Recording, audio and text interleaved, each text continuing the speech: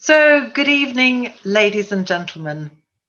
I'm Lizzie Heffer. I'm Director of Marketing for We Get It. And I'd like to welcome all of you here tonight to talk about death. Before I introduce you to our very, very special guest this evening, I'd like to say a big thank you to all of you on Zoom. Just to let you know how the evening is going to run, I will be chatting to Sophie for about 45 minutes. And then I will be opening up the floor for all your questions. I will let you know in advance of that. And please, can you use the chat function? I can see that you're already using the chat function at the bottom of your screen. So, who or what, may you ask, is We Get It? Well, We Get It as a support group and a charity, and we work alongside anyone who's affected by cancer, any age, any gender. Over time, we've brought a lot of people together through our events, but of course, COVID has changed a lot of that. But we're really thankful for Zoom because it enables us to all get together, albeit differently. And talking of doing things differently, at We Get It, we like to do things differently. We like to smash those stigmas, topple those taboos, and tackle head on all those quite difficult conversations. Which is why when it came to planning this evening's event, we thought that we would go for one of those last taboos, which is death and dying. Someone who's come very close to her own death several times and therefore is quite an authority on the subject is our very special guest tonight, Sophie Sabbage. 6 years ago, Sophie was told she had 5 months to live. Despite that prognosis, she's still here, as you can see. And along the way, Sophie has achieved many, many life goals. She is an acclaimed author, a professional presenter. She's appeared on radio, television, and she's very well respected and much loved in the cancer community. Welcome, Sophie, and thank you so much for being with us tonight. Oh, you're welcome. Thank you for inviting me. And before we start the whole discussion around death and dying, would you mind sharing your story with us? Sure. I'll keep it as brief as I can. As you said, I was diagnosed, I've just celebrated my 6-year cancer anniversary, which I'm obviously very proud of. And cancer really gate crashed my shipshape life.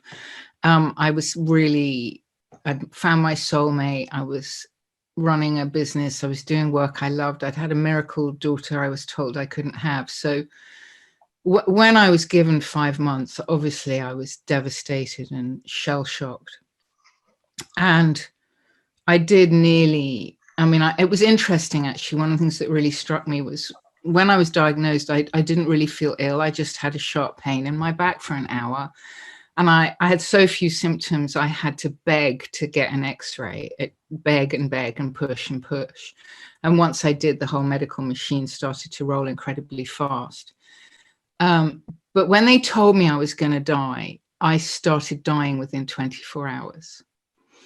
And that's an interesting conversation to have, because once it was in my head, I'm really confident that believing I was going to die soon sent me into a psychological death spiral. But equally, my body, I was riddled with tumors, and I had more tumors in my brain than they could count. I had tumors on my spine, my lung, my lymph nodes.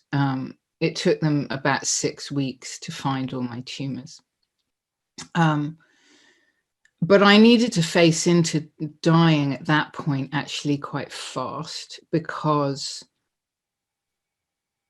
I was losing my eyesight. I could barely walk up the stairs with breathlessness. I was coughing blood. I was coughing all day. And I remember my life force pulsing away like an unstoppable tide for weeks and weeks and weeks. And try as I might, I could not stem the flow. So more to say about that, but I found myself facing into death at quite an accelerated pace for a number of weeks. Fortunately, I treated my fear and my terror and my belief that I was going to die, while my doctors treated my body and found solutions that we didn't know exist. And I also found solutions that they didn't know existed. I still have cancer, by the way. I have a brain tumor, even as I speak. It's been a brutal 6 years. This is round 5 of brain tumors for me. I've also had radiotherapy to my spine, my lung, numerous treatments in the last 6 years. And during those times, I think that the next closest time when I faced death was, I think, my 3rd round of brain tumors, which was a long story, but I lost my balance initially and we couldn't find treatment. So I was declining rapidly over 9 months. And I remember putting my head on my pillow one night, and I felt just something pulling me back. I was so tired. I was so deeply tired. And I remember putting my head on my pillow and thinking, if I close my eyes, I'm not going to open them again. I really thought I might die that night. And that was a moment of very deep surrender for me, where I went, okay, what if I'm not going to die? What if I'm not going to wake up in the morning? And I found myself choosing that possibility instead of fighting it and fearing it. It was one of the most transformational moments of my life, I think. And then I closed my eyes and I said, "Thy will be done."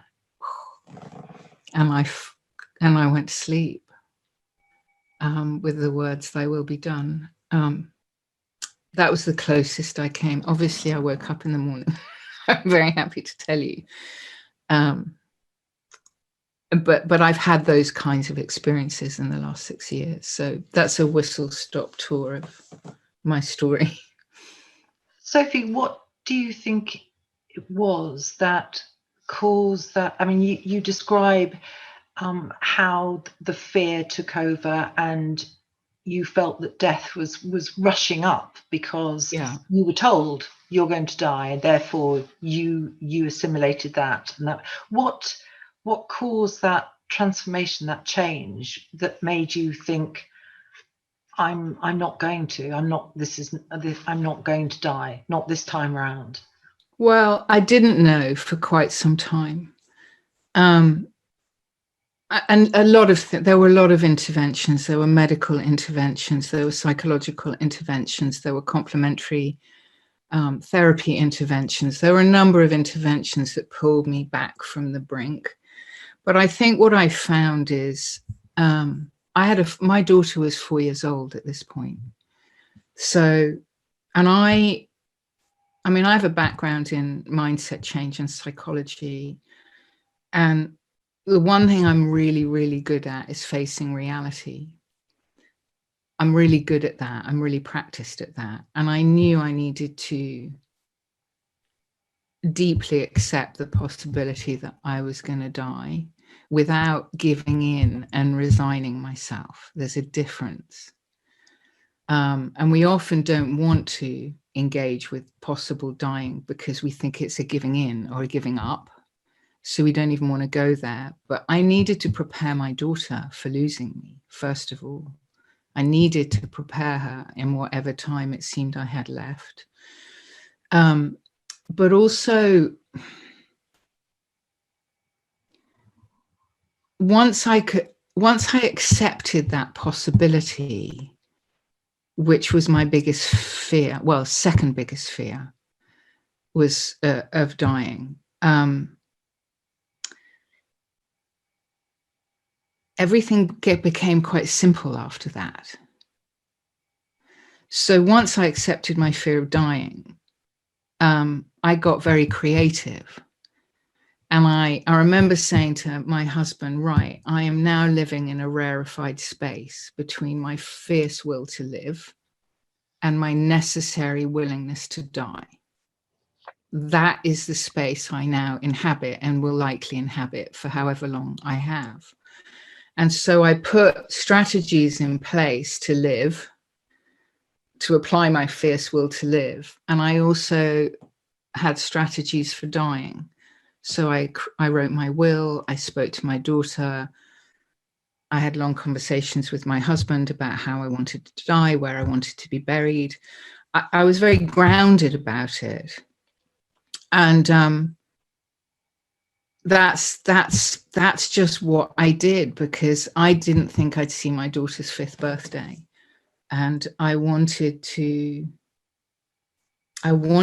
be alive to everything, including my own dying. And I knew to be alive to everything, including that, meant deeply accepting my own mortality, and the rate, the speed at which it seemed like I was going out at that time. And although, I mean, as we know, we're all going to die, but when you are told that you are going to die, and it's going to be not when you expected, so living with a terminal illness, do you think from your experience and others that you've spoken to that the greatest emotion is fear? That's a really good question. For me, it was grief, actually. My grief far outran my fear. Far outran my fear, because I was looking at leaving my child to grow up without me. That was when I said dying was my second biggest fear. Leaving my child was much bigger. I'm much more afraid of leaving my kid than of actually dying.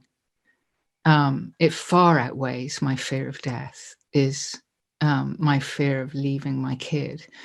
But and so all of that was present and still comes in waves. When I have another brain tumor or another, it still comes. Luckily, I know how to pass through my fear, and I teach other people to do that. But my grief was bigger. I was stunned by my grief. It brought me to my knees.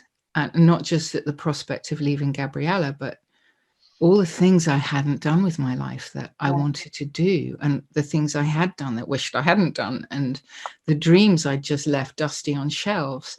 Yeah. All of that. It was like a vein of grief got cut. Interesting, I have lung cancer, and grief is held in the lungs. So in a way, my diagnosis unlocked a lifetime of grief I'd never felt. And I'm convinced clogged up grief was one of the causes of my cancer, actually.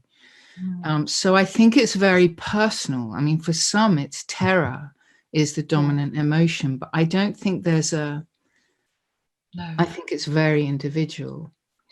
And how important do you think, I mean, obviously in a way you're talking perhaps just for yourself, but I know you've had conversations about this with others. How important do you think it is to actually be open about talking about your death and dying? And as a sort of secondary question, if you like, what is it that stops people from being able to do that? Okay, let's just put this in a little bit of a bigger context. So in Western culture, we have segregated death, stigmatized and segregated death. So never in human history has death been more sanitized, anesthetized, managed, delayed, closeted away from prying eyes than in this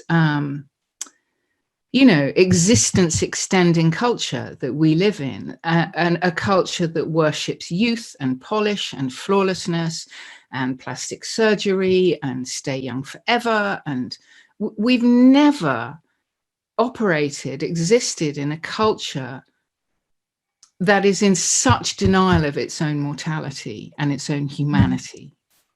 That's part of the problem. Other cultures are much easier. I'm not an expert, but some cultures are much more easy and at peace with their deaths.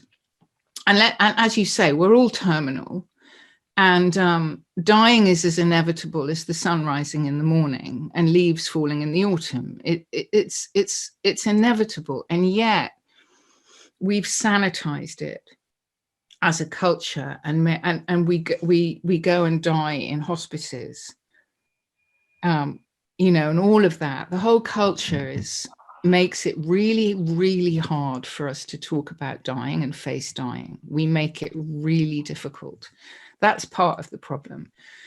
But cancer puts the reality of death in your face, whether you're stage 1 or stage 4. It just puts the reality of that. And, you know, I know patients who've caught it very early on, but they're still staring down the barrel of their own mortality.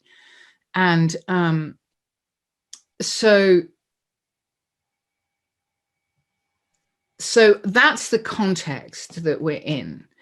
And actually, for me, this is how I see it. If we can host to death, if it's knocking on our door and we're willing to open the door and say, come on in, sit down, let's talk about this. Let's have a relationship with each other like that.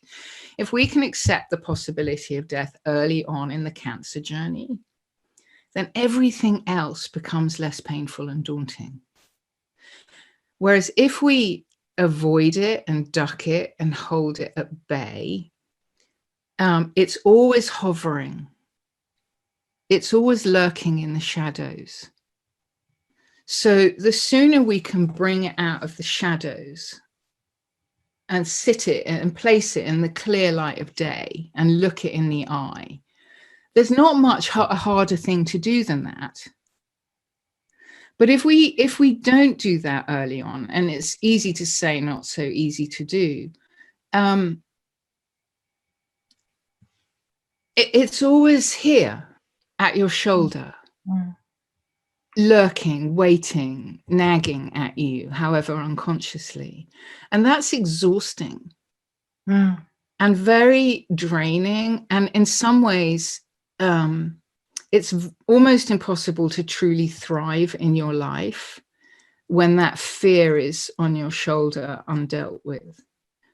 So for me, it's very liberating. You know, face it. There's not much worse to face. And then, okay, well, now I've got radiotherapy. That seems like almost easy compared to what I've just faced. Does that make sense? It absolutely makes sense. Absolutely.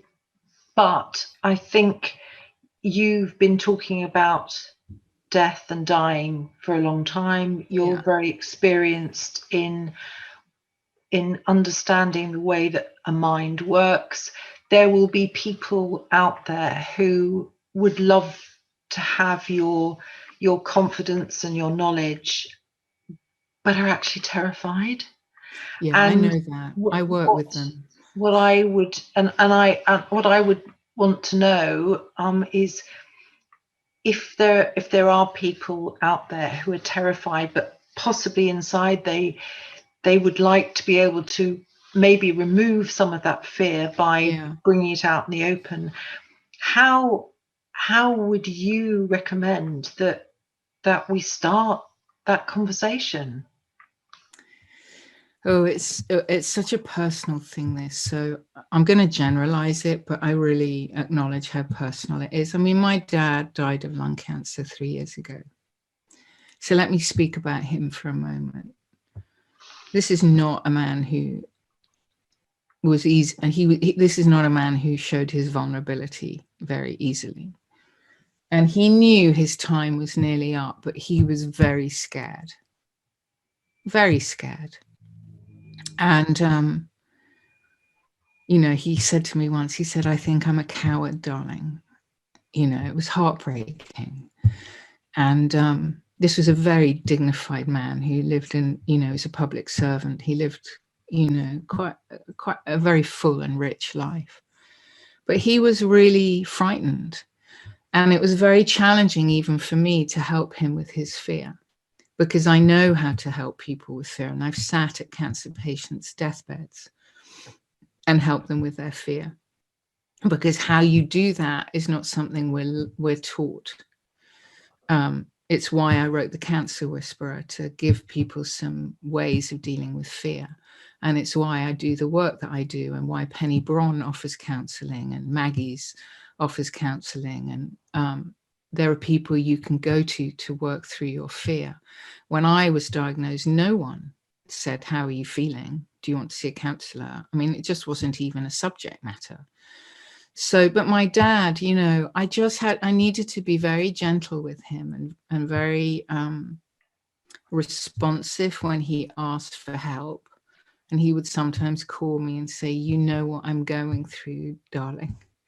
So I feel like I can talk to you. But he didn't really find peace with it till his last 3 hours. Gosh.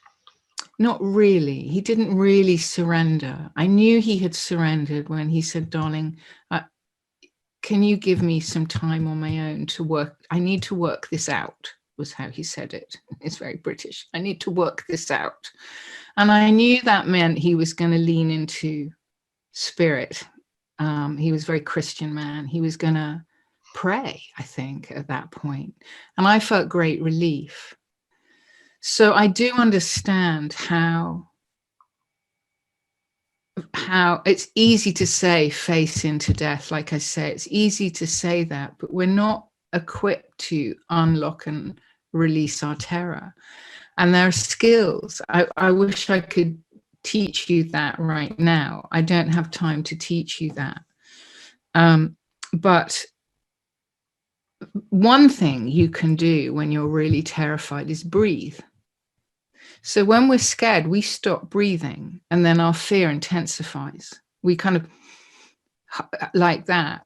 And one of the simplest things you can do when you're in the grip of fear is breathe. In through your nose, out through your mouth.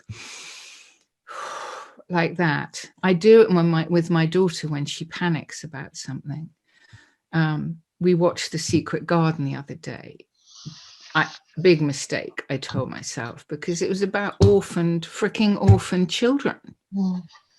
And she was devastated, and she cried for an hour afterwards. It's like all the last 6 years hit her in that film, seeing these children without parents. And we just breathed and breathed and breathed. And I didn't do really much more than that to help her shift her terror. So there's some really simple things. Mm. And one of them is to just say, I'm scared. I feel scared, instead of numbing out, smoking, drinking, eating chocolate, whatever we do to anesthetize our fear, which is very encouraged in our culture. To just, you know, I remember sitting in the oncology waiting room for my first treatment. This was a turning point for me. And I could feel the fear stalking the corridors of the hospital. It was like hanging in the waiting room like a fog. And everyone was stiff upper lips. Nobody was talking. Eyes were cast down. No one was saying, are you freaked out as me? We were all there for the same reasons. I went to Mexico. I fundraised and went to Mexico, clinic in Mexico. And we all just talked about our fear.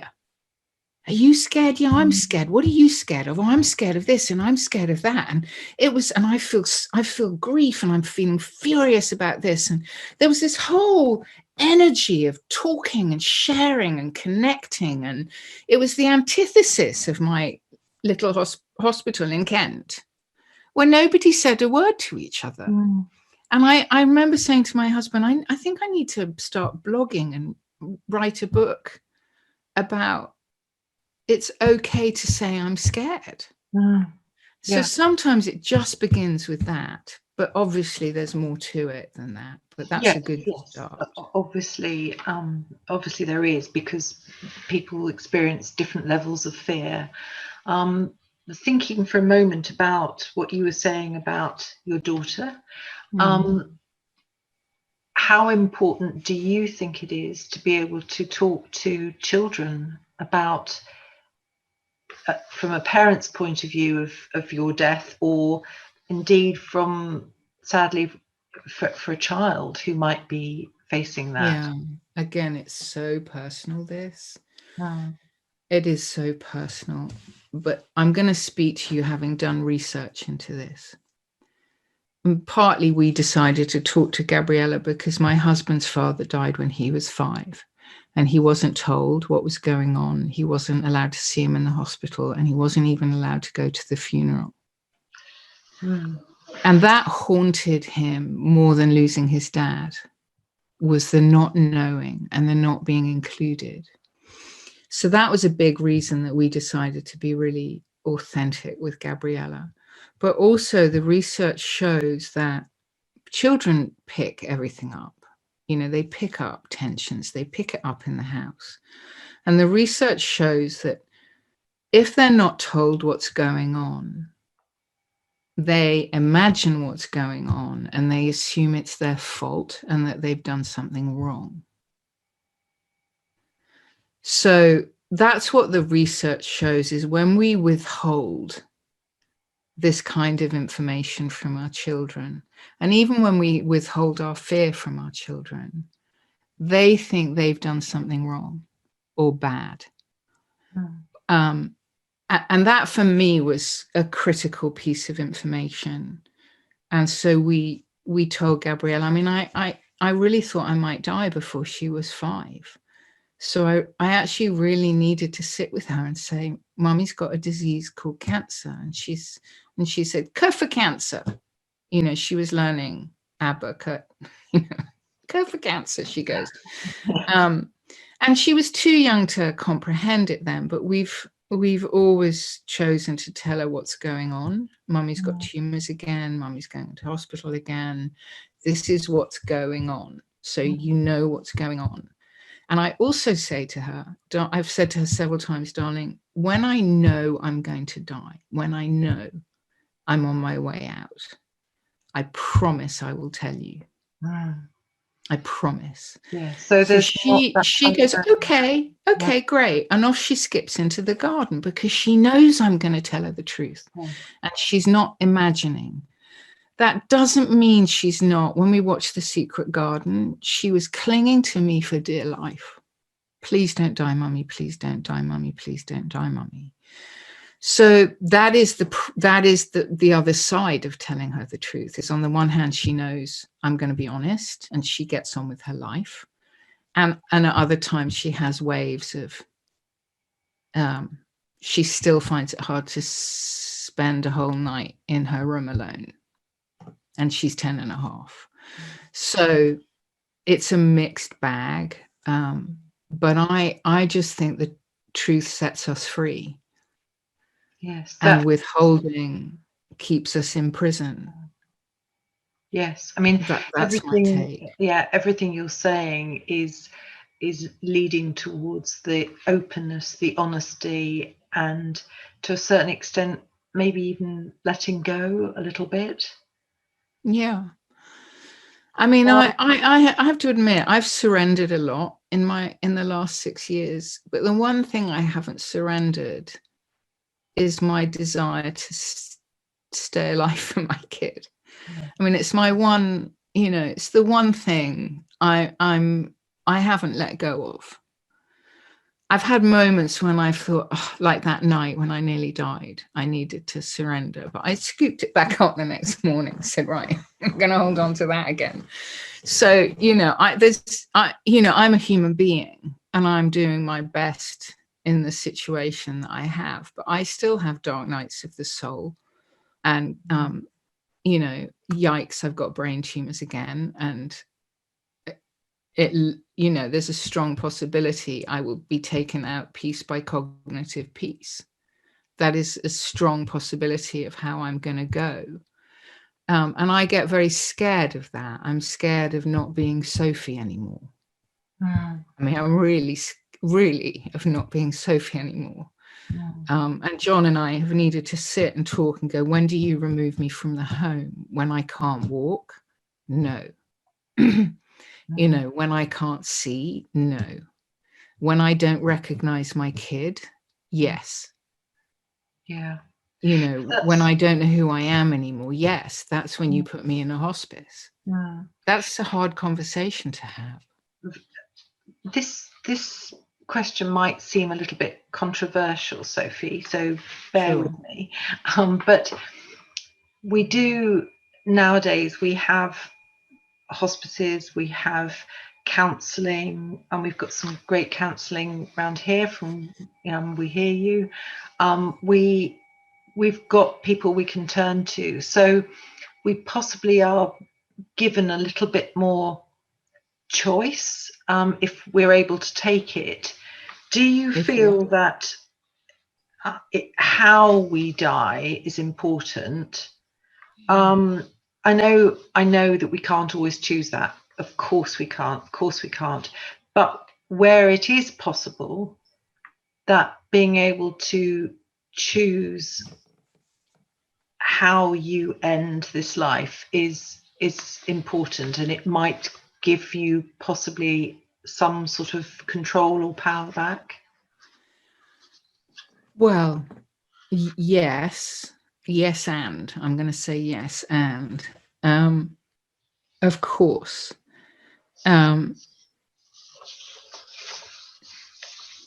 there's a thing called dying well. How do we die well? There are books about this people can buy. How do we die well? And I think a lot of that is about choosing how we die to the extent that we can do that. Like that conversation with my husband, he's very clear about when to, I would really greatly prefer to die at home in my own bed. But if I'm incoherent and I'm scaring my child, I want him to put me in a hospice. So there are those things, but I think planning how you die and how you'd like to die does give you a sense of like more than power. I mean, we can't control the uncontrollable. So there are so many uncontrollables here. It's so uncontrollable ultimately. It's like planning your birth, giving birth. I mean, you know, it's similar. You can plan your birth and then life has its way with you. You know, you are not in control of the situation. But I think planning not just how you would like to die if humanly possible, but also what you want to happen after your death and letting your loved ones know about that. It eases the path for your family and the people who love you. It eases the path for them and it does a service to them. But I think mostly when you do that, I'm all about taking the reins. You know, I have cancer. Cancer does not have me. That's my mantra. So, and I work with patients to take the reins, become experts in their own disease, become and direct their own treatment, direct your own treatment path. And if you can, direct your own dying. And I know patients who've done that really beautifully. And I know patients who are free of cancer. They no longer have cancer, but they are not free of fear. And I know stage 4 cancer patients who are free of fear. And I've been with some of them as they die, either on the phone or in person. And I've seen the light pouring off their faces and this sense of incredible surrender and serenity and like, yes to my dying, not no, yes, I choose to die. I choose this because I can't control it, therefore I choose it. And they've been some of the most, really moving experiences of my life, to see the gratitude, the grace, and the freedom of spirit in these human beings in their last weeks and days. And I know cancer patients who are free of cancer but remain in a state of terror, which means they're not free. If you're not free of fear, you're not free. It doesn't mean I don't live fear-free. I go in and out of fear, in and out of fear. I just know how to get out of it when I'm in it, because that's what I've been teaching for 30 years. So there, by the grace of something, go I, that I have those tools in my hands. But that's why I also share them with others. Yeah, so the living and the survivors are still often walking with terror and don't know how to release that terror even then. And that's tragic to me. And do you think then that talking about dying is also really helpful for the people that are left behind? I mean, you've given the example of John and Gabriella. Do you think that, seeing it personally for a moment, if you don't mind, but do you think that the discussions that you've had with Gabriella and with John will help eventually when you're no longer here? I think it's impossible to know. It's impossible to know. What I know is my child is incredibly resilient. I also know how deeply she feels things. And it's impossible to know. But what I try to teach her is I'm not protecting her from reality. I don't want to protect her from reality because life throws us curveballs all the time. I mean, how many crises are we living with right now? We're in the midst of COVID-19, Black Lives Matter, climate change catastrophe, an epidemic of loneliness. I mean, my second book was called Life Shocks and How to Love Them, because life is dishing it at us every single day, small, big. So what I'm interested in teaching my child is, how do I catch the curveballs that come my way? How do I kiss crisis on the lips?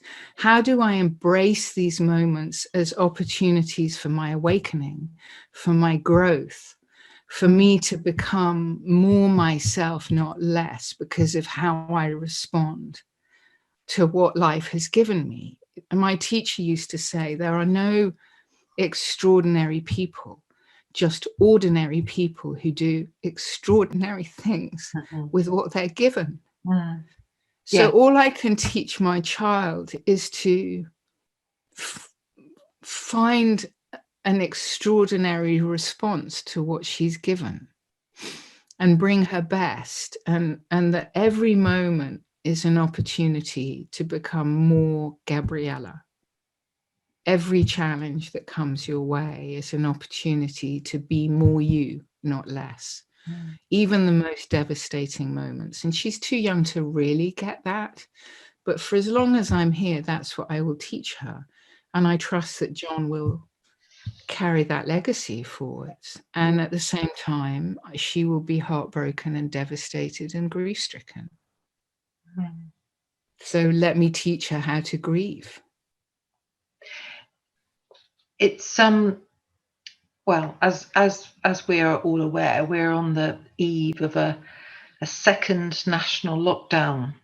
In your latest book, your audio book, which is Awakenings in the Time of Coronavirus, I just would like to touch on that because it's so topical at the moment. You're spelling out the effects, or some of the effects, of living through a global pandemic when you are also living with stage 4 cancer. Can you kind of tell us a little bit about that? Well, I think I'll speak about myself, but other cancer patients I interact with. So in some ways, this has been very tough for cancer patients because their treatments have been postponed and cancelled. I think the Roy Castle Lung Cancer Foundation recently published some statistics about the increase in lung cancer deaths during COVID. Of course, lung cancer being one of the most dangerous cancers to have if you get COVID, because it's a respiratory disease. And I was coaching a client through COVID who had brain tumors and all her treatments were cancelled. And she was getting iller and iller and iller. Well, that's not proper English, is it? More and more and more ill. And she was just, it was such a struggle for her. I know, I'm a writer. I couldn't help correcting myself there. And then there were also a lot of us, and I would say I was one of them, who felt incredibly calm, because stage 4 cancer patients, we do uncertainty really well. That's our normal. Uncertainty is our normal.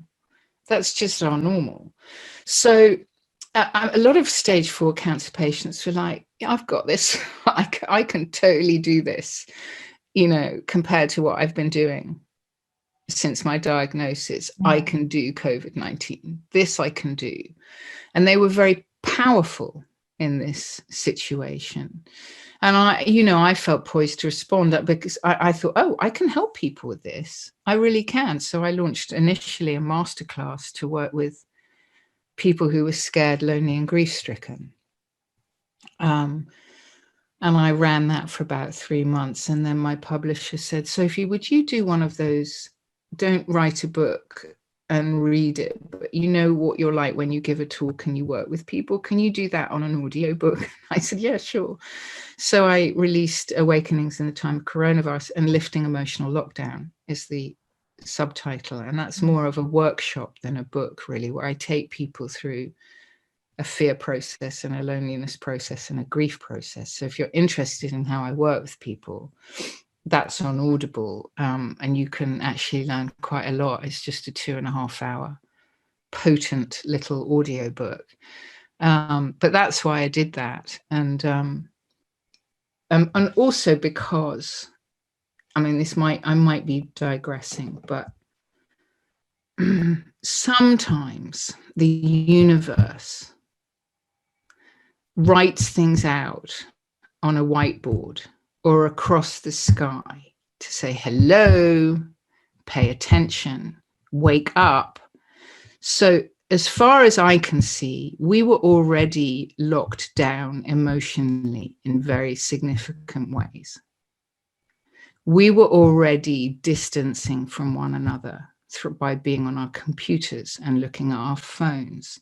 And we're more distanced and separated at this time in human history than we ever have been before. There's also been an epidemic of loneliness, killing more people than heart disease, cancer, and diabetes, but it's so stigmatized. It's not being acknowledged, because people will say I'm depressed before they say I'm lonely. But it is now acknowledged as the #1 killer in the Western world is loneliness. Seriously. So what have we got? People on their own. And in addition to that, how many masks were we already wearing? Yeah. We've been wearing masks. We're walking around in masks every single day. I look good masks, I'm okay masks, I'm fine when I'm not really masks, I'm not really terrified of my cancer masks, I prove myself masks, hide, that I'm not good enough and I'm unworthy, masks. We're wearing loads of masks. You can't make it up. What would life give us? What would the universe give us to go, hello, this is how you're already living. Pay attention. And would that we would care as much about the masks, psychological masks we're wearing, as we do about the face masks we're supposed to wear into Sainsbury's. Would that we would fight so hard for our inner freedom as we do for our political freedom in that particular instance. I mean, I'm sorry, I went off on one there. No, not at all. To me, it's a great awakening that is shining a light on the psychological and emotional state that we are already in. Yes. So that's why I did that book. So I'm asking you now to take off any mask that you're wearing. Not that I think you are tonight at all. I'm not. I don't But think I am. do you still wake up in those kind of wee small hours and think about your death, dying, grief? Does it still happen? You have done so much work on trying to eradicate that fear, and you say you come in and out of it. Are there still times when you still feel fear of dying? Oh, of course. Of course. I wouldn't say I've sought to eradicate fear, because I don't, unless you have a frontal lobotomy, I don't know if that's possible. Fear is generated by what we think mostly. When we tell ourselves, I'm going to die, my time is up, I've wasted my life, I'm not ready for this, I'm a coward. Whatever it is we're telling ourselves about the experience of dying generates fear inside of us. So, and I would say 80%, 90% of our fear is generated by what we think, actually. And that is great news, because you can change what you think, you can dismantle what you think. But we're human beings. I'm a human being, which means, let me say it like this. I don't even have a goal to eradicate my fear or my sorrow, because I'm not in this life to be happy.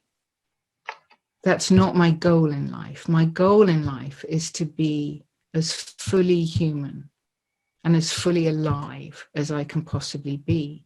And that means feeling all my fear, all my sorrow, all my rage, and feeling all my joy and all my love and all my wonder.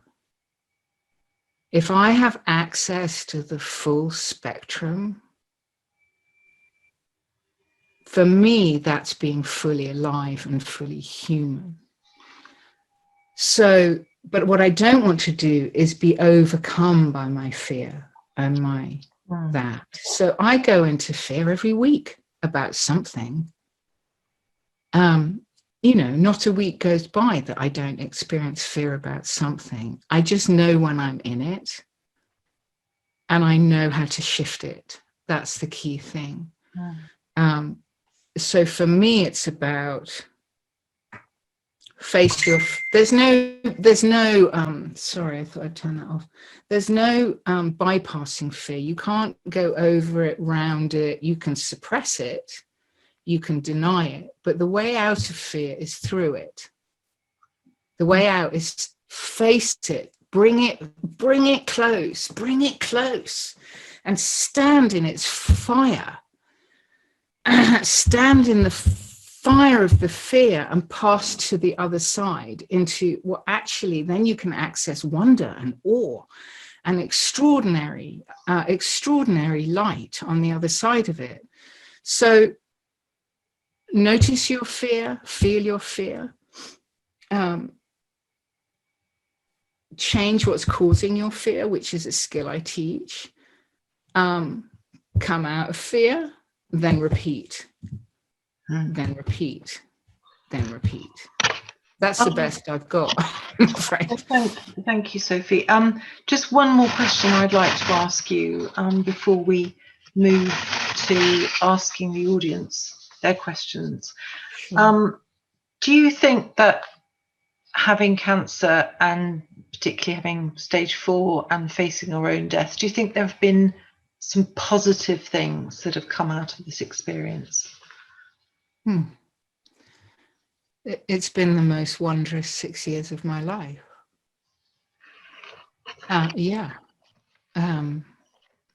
It's been brutal, is what I often say. So I think by facing death in particular and accepting our mortality, we become more grateful. Well, I have more humble. more savoring of the moments that we're given, more willing to suck the marrow out of life, to not take life for granted. You know, I've dusted off dreams and fulfilled them. I've written 3 books in the last 6 years, and I'm working on another one, and I know who I am, and I know what matters to me, and I know where I want to put my energy, and I know where I'm not willing to put my energy. I've ended a lot of friendships. Some friendships ended with me. I'm not up for small talk. I'm not up for conversations that just push the air around. I'm not up for that anymore. If you want to push the air around, go find someone else to speak to. But if you want to be real and authentic and engage with the bittersweet grist of life, I'm your girl. But I'm not going to waste my time, you know, doing small talk and pretending and doing, you know, pretending I'm happy when I'm not happy, or I don't have time for that anymore. And that's just a beautiful way for me to live. So in that sense, knowing my mortality has made me more alive and more present than I ever was before. Thank you. Sure. Well, I think you're going to get certainly no small talk from the audience tonight, because I think there'll probably be some fairly gritty questions coming from this lot. So everybody, I'd really like to invite questions now from the floor. I know that there have been some questions coming through, and we will try and pick up as many of these as we possibly can. Just one, Sophie, that's come in while we've been chatting. Is there anything that you feel can equip us to face death more positively?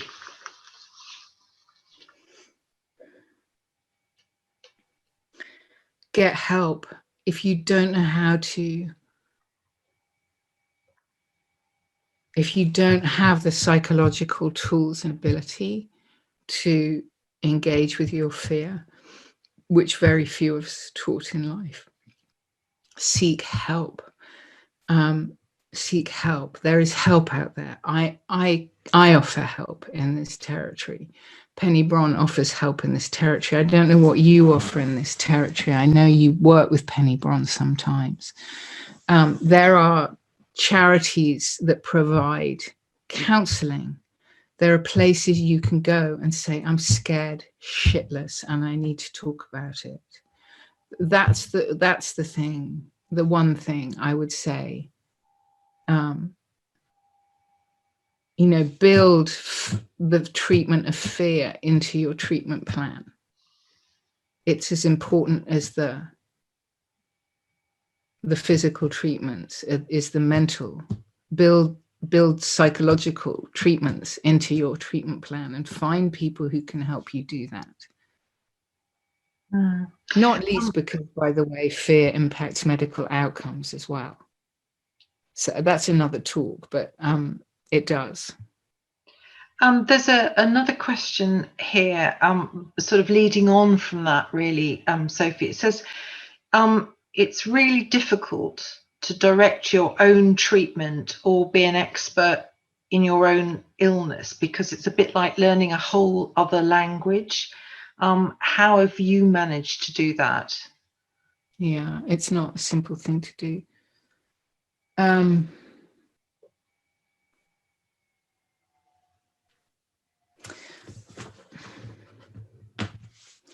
I just want to read something that was the reason I did this. If you've read my book, you'll have read this. Very short.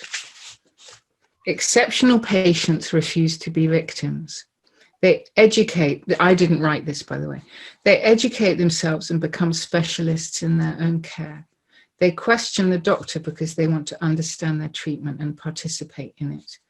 They demand dignity, personhood, and control, no matter what the course of the disease. When I read that, it was a game changer for me.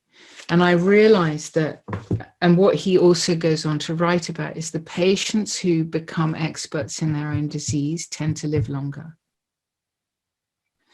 So, again, it takes some resource. So I'm blessed with a husband. We did a lot of research. I read loads of books, way too many. It was exhausting reading all the books that I read and researching.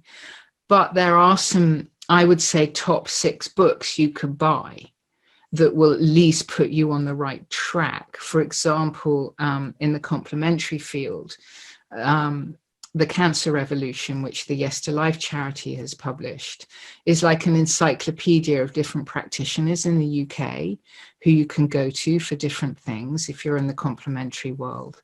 But mainly, you have a very specific disease if you have cancer. There are Facebook groups that where you can join other patients who together I'm in a group where we all have exactly the same illness, and we all share research and share information and share the latest breakthroughs, and we all educate each other. So there are these groups out there. You don't need to do it alone. I have stage 4 adenocarcinoma, non-small cell lung cancer, EGFR mutation, exon 19 deletion. That is how specific my cancer is. But because I know that, I've sometimes known more about my disease than my oncologist has. And it has saved my life sometimes, literally saved my life. So it's not an easy thing to do, but I would initially look for a Facebook group that with people who share your disease, because there's a whole community of support and other patients who are educating themselves as well. Sophie, I've got a couple of sort of fairly raw questions, but sure. As we're doing it raw tonight, I hope you won't mind. A question here from Joe Bridger, saying, can you ask Sophie, having faced her own death and also her father's death, and her father's death very intimately as you've described it, how do you think those two experiences have differed, and which has been the hardest for you to face?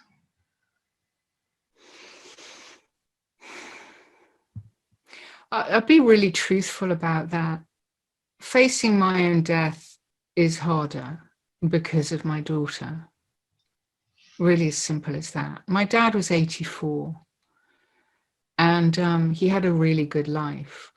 And I sometimes used to say to him, you need to die before me, Dad. And he'd laugh. I go, you need to die before me. We'd have a good laugh about it.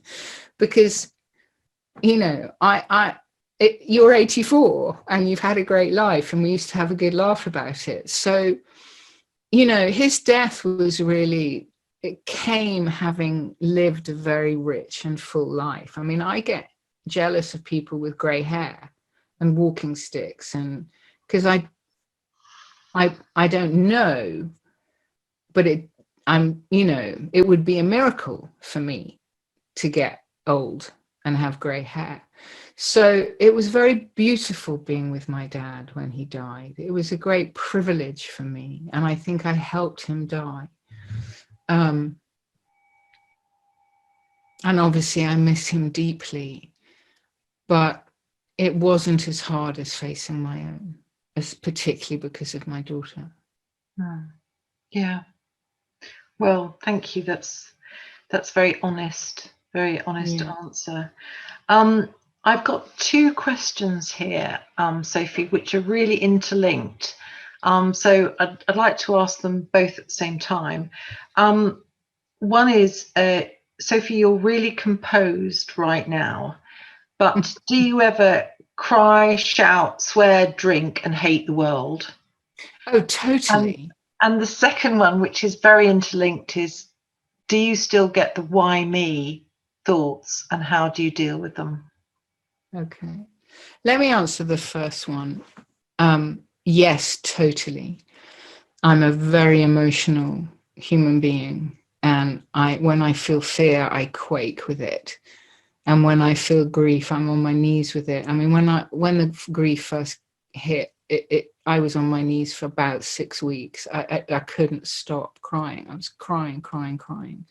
I cry probably every day about something, and I always want to be that way. Yes, so of course I feel all those things. I think but I don't indulge them. I think that's the difference. I have my feelings. My feelings don't have me.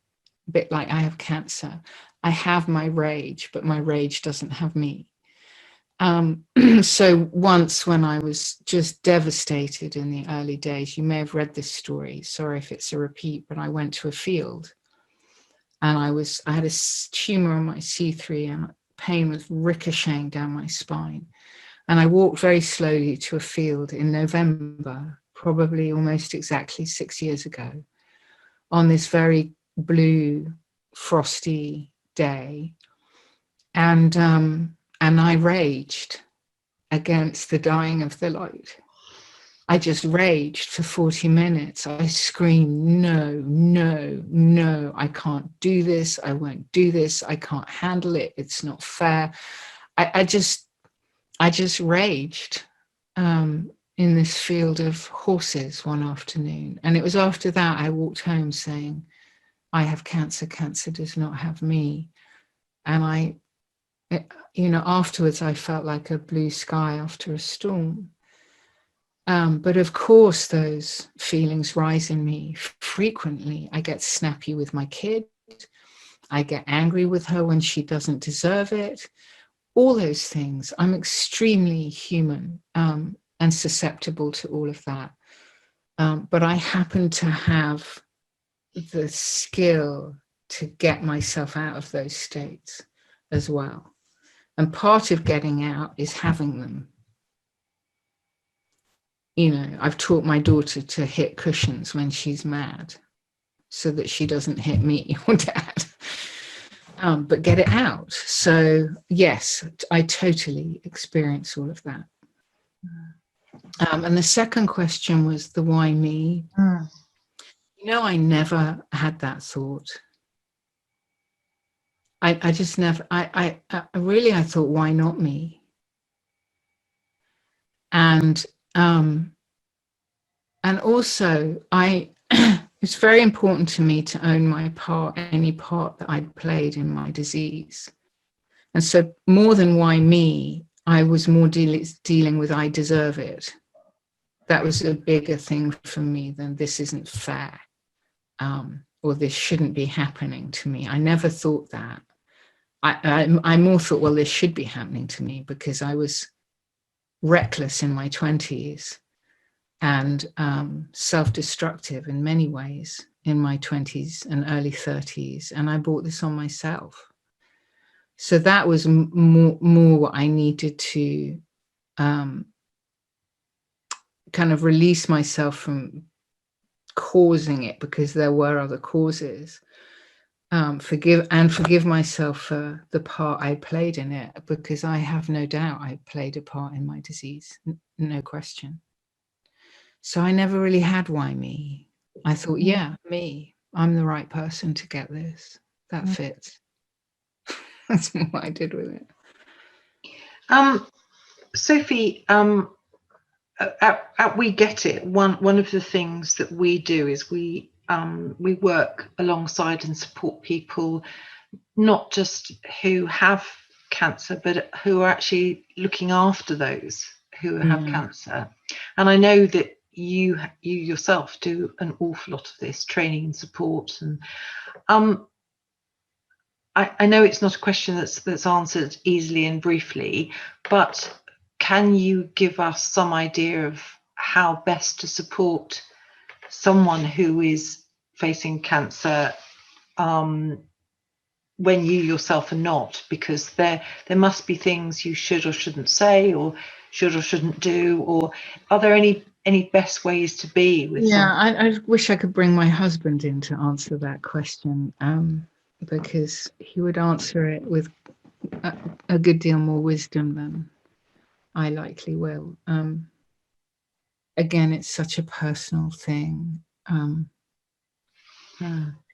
It's so personal. I mean, I know patients whose partners have just left them. They've just gone, I can't handle you being ill, and go. I mean, really, that happens.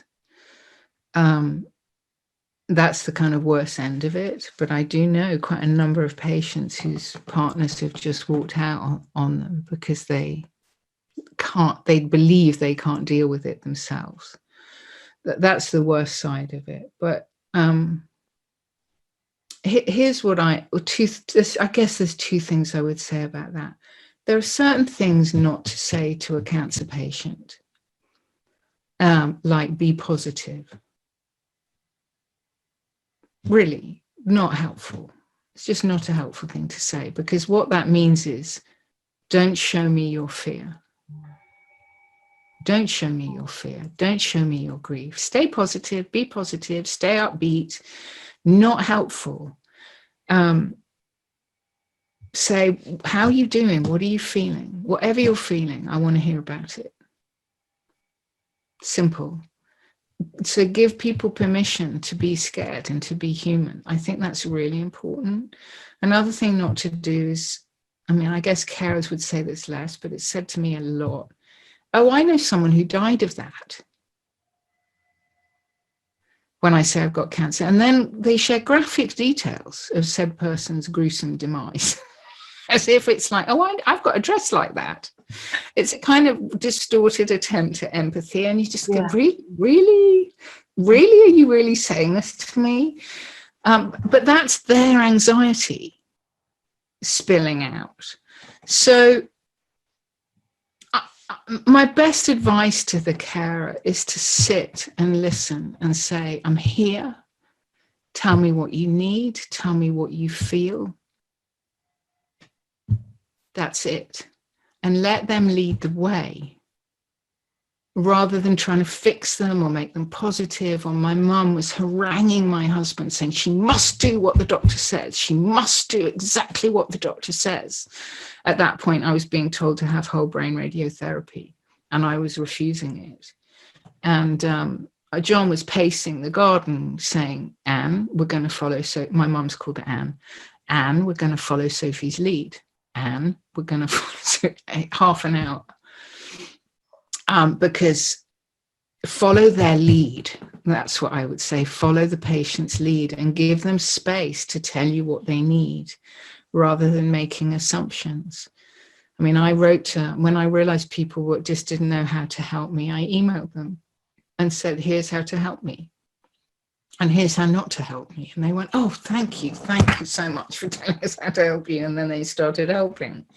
But people get caught up in their own anxiety and their own fear. Oh, you're not going to die. That's another thing that gets said.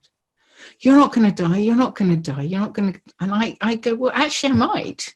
And at some point, I definitely will. I'm definitely going to die at some point. So don't tell me I'm not going to die. So I think it's all about asking and listening and then responding. One thing I did want to ask you as well, and this has actually come through on the questions, is that there are quite a few of us tonight who are part of groups, support groups, charities, caring for people with cancer. What would be your advice of how to deal with the situation when somebody within that community dies? Because it's one of those, as you described, life shocks, if you like, that ripples round that community. How do you think it's best to deal with that within those communities? Well, I hate to say what's best in anything, really. I mean, I don't know best. And I know the challenge. I lose someone I care about almost every week. And I've lost some really dear people in the last year.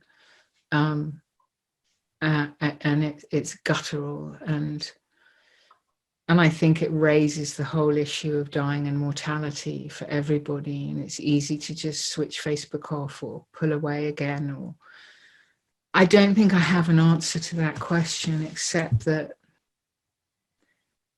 we can honor those who've died.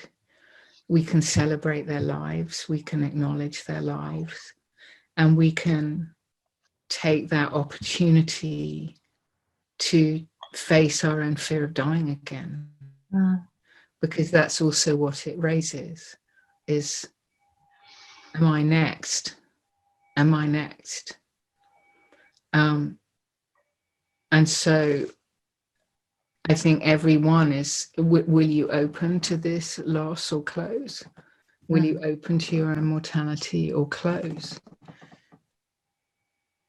Which will you do? And I think groups can come together. I mean, we've had some amazing, before lockdown, beautiful funerals and memorials of cancer patients where loads of people, there was this wonderful woman called Sarah, and actually my friend led the service, and all these cancer patients were there at her service, honoring her life. So I think we need to love each other and be tender with one another, and because we're all in it together. And I think part of why we love each other so easily, even if we've never met, is because we're all walking in our mortality every day. But I don't have a best way to deal with that. Sorry. No, I mean, that's again a very honest answer, Sophie. We're sort of coming close to the end of the webinar, but there is a question here that I think probably poses a lot more questions, but I think it's a very important one, and I'd like to ask you this. It says, I'm curious about the complicated grief.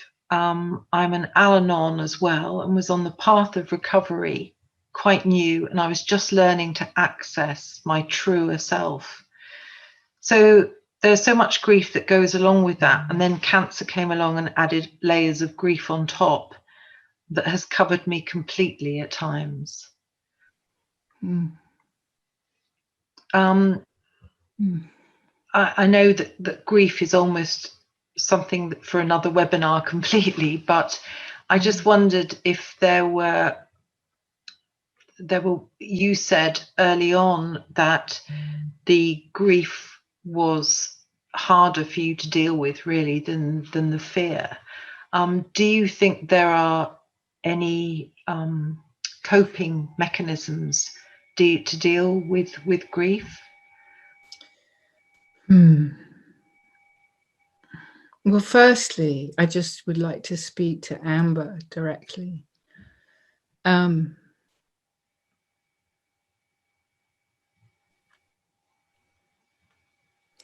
When you say that you were on the path of recovery and learning to access your true self, which I bow to you for walking that road.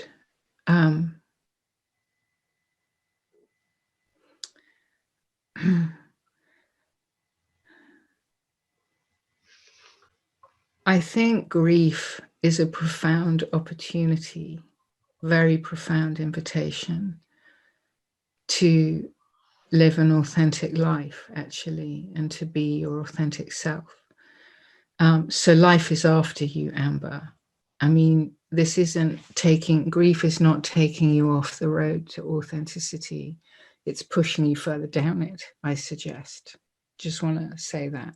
You're being encouraged to keep walking that road towards your true self. And I say that because I gave a TEDx talk about this, which may be of interest, and I've written about grief in both my books, all my books. Grief is very misunderstood And my TEDx talk actually challenges the famous grief cycle, which is denial, anger, bargaining, depression, acceptance. And that's called grief. And my talk is about actually grief doesn't feature in that cycle. There are all ways of keeping grief at bay until acceptance. So grief begins where the grief cycle ends, in my view. Grief is the courageous expression of sorrow. Anger is not grief. Depression is not grief. They're all reactions to loss. But grief is the courageous expression of sorrow. And when we can courageously express our sorrow, grief is very connecting. It's very healing. It keeps love alive. It's another word for love. You know, grief is love with no place to go. That's what grief is. So grief, true grief opens the heart. It opens the heart and it comes in waves, and we need to let it have its way with us. I mean, this is a whole workshop I can teach. We need to let grief have its way with us. But we first need to understand that grief is the expression of sorrow. And there are many other versions of grief out there that just are not grief. But when we can express our sorrow, we can keep our hearts open, and we can, it will bring you home to yourself. It's a homecoming. It certainly has been for me a homecoming, which doesn't mean it's easy.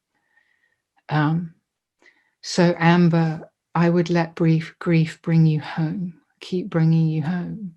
And if you want to connect with me more about that, we're going to give you some information at the end. But it is another huge subject, obviously very related to death and dying, obviously.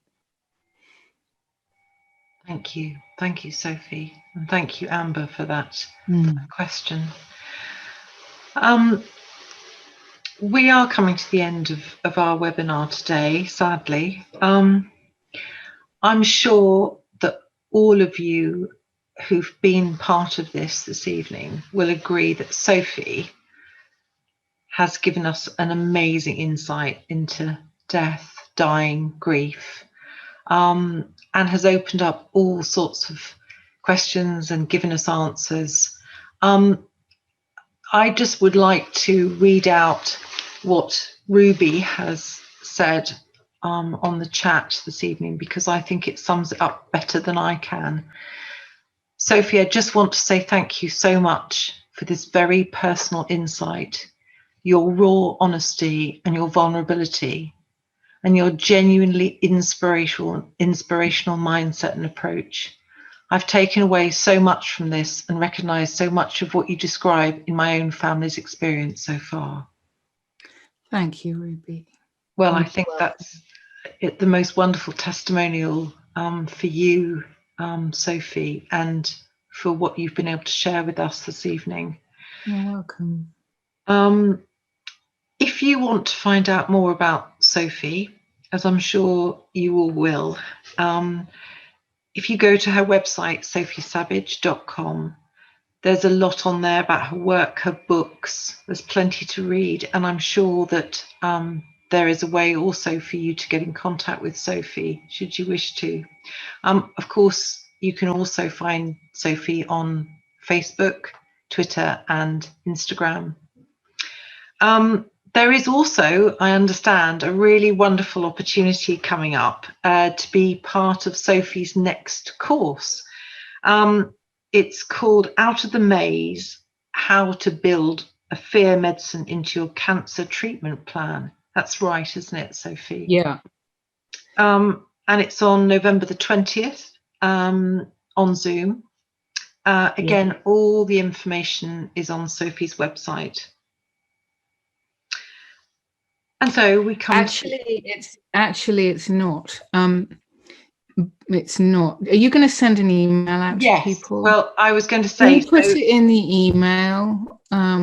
we are at We Get It going to send a post-event email out to everybody, to all our attendees, with information of how to tune into the recording of this webinar, but also all of Sophie's books and her TEDx talk, and also this wonderful course, which is on the 20th of November. So all of the things that we've talked about this evening, you'll be able to get through that email. I also have a website, I'm just going to put it in, called cancerwhispering.com. And I think the course, there's a link to the course on that, but if we can, we'll send you the direct link tomorrow.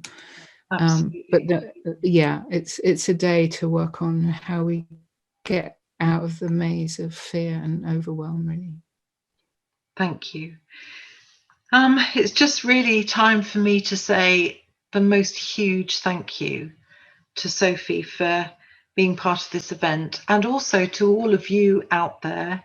As I say, we can't see you, but we know that you're there, and we've had some fantastic questions. We really have, and some fantastic comments, and I really want to thank you so much for joining us this evening. From Sophie Sabbage and from We Get It, thank you very much. And goodbye. Thank you so much, and I hope to stay in connection with you, and do reach out to me if you want to explore this further, and if you want to get some freedom from fear. I'm here. Thank you. Thank you. Goodbye. Bye, everybody.